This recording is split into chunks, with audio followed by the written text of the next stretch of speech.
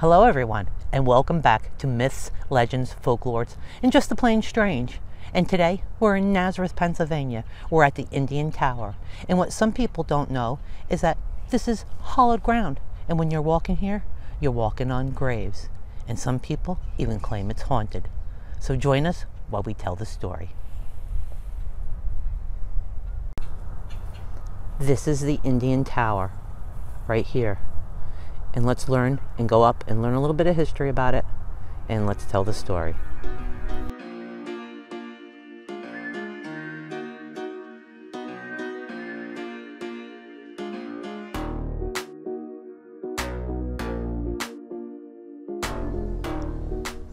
The Indian Tower. The Indian Tower sits at the highest point of the original 5,000 acres in Nazareth. The original structure was a pavilion called the Summer House, built in 1867 by John Jordan Jr. He later donated $200 to the Moravian Historical Society to replace the pavilion. The pavilion with the present-day tower, which was completed in 1916. The Indian Tower is commonly thought to have been used as a lookout for hostile Indians. But in actuality, the Indians had been removed from Pennsylvania long before the tower was built and received its name because of the Indian graveyard it overlooks.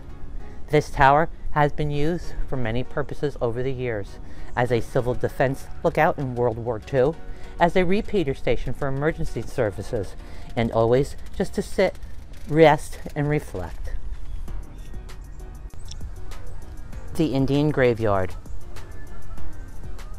This is the site of Nazareth's first Moravian graveyard, called God's Acres, in use from 1744 to 1762, erroneously thought to be the burial ground of the Indians from the nearby village of Willigamicka. There are actually only 4 Indians buried here. Robert Hass created this American marble monument dedicated by the Moravian Historical Society in 1867. At the same time, the original pavilion was constructed. This monument is inscribed with the names of the 67 Moravians, including the 4 Indians who are buried here. The Barony of the Rose. The rose's significance to Nazareth dates back to when the Letita Penn Aubrey was given 5,000 acres of land by her father, William Penn. The only payment necessary for land was 1 rose to be delivered to her father on the 24th day of June every year. The original 5,000 acres included the borough of Nazareth and Upper Nazareth Township, and they became known as the Barony of the Rose.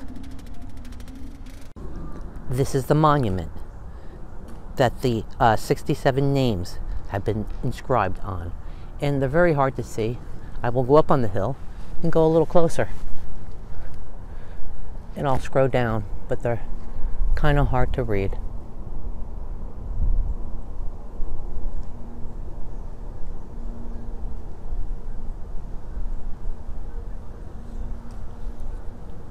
And sorry about my shadow. And here's the right side. And we'll move around to the back side.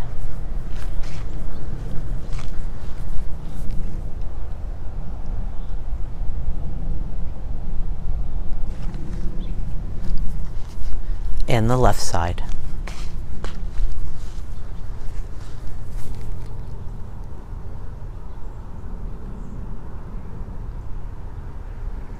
And I'll just scroll around so you can see the whole property. And right in the middle of the screen, across the street, that's the Holy Family Cemetery. And this is the Indian Tower. So let's take a walk up there and tell a little more of the story. And like I said, when you're walking here from the road to the grassy area here, you don't know where you're stepping. They claim people are buried here and underneath the monument. Chris is going to go first and walk up.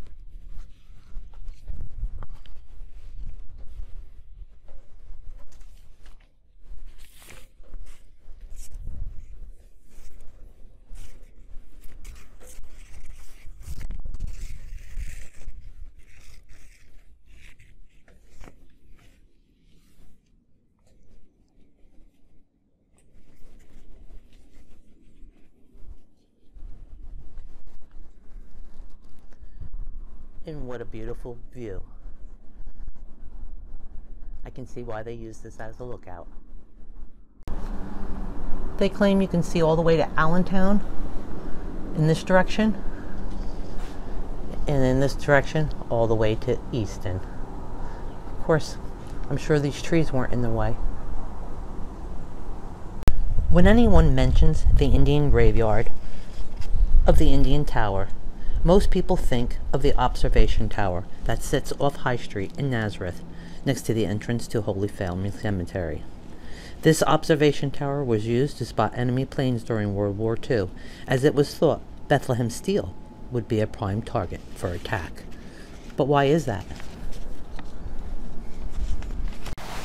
Employment at the Bethlehem Steel plant more than doubled from 13,055 at the start of the conflict in 1939 to an all-time peak of 31,523 in 1943.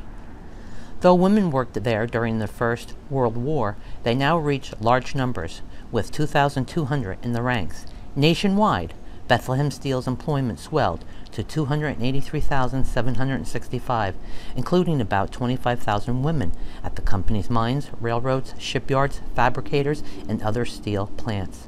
Their work could match Great Britain's steel output.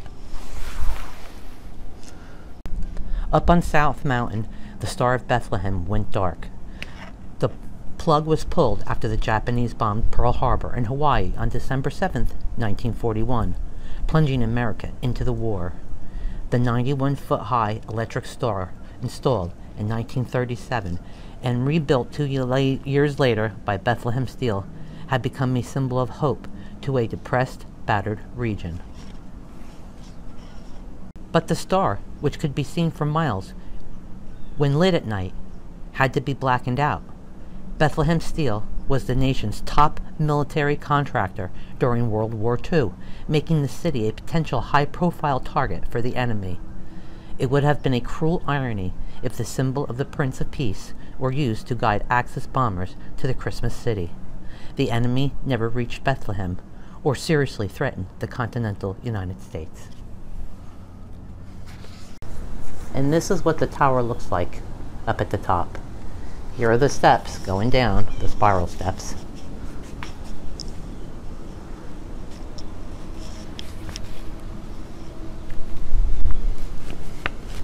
And it is a great view.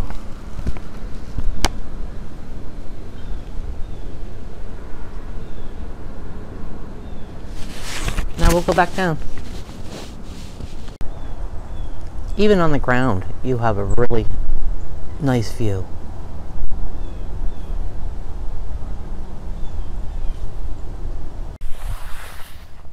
A man by the name of George Kremser was the first to be buried here in 1744, and looking over George in the 66 alongside him is the Indian Tower.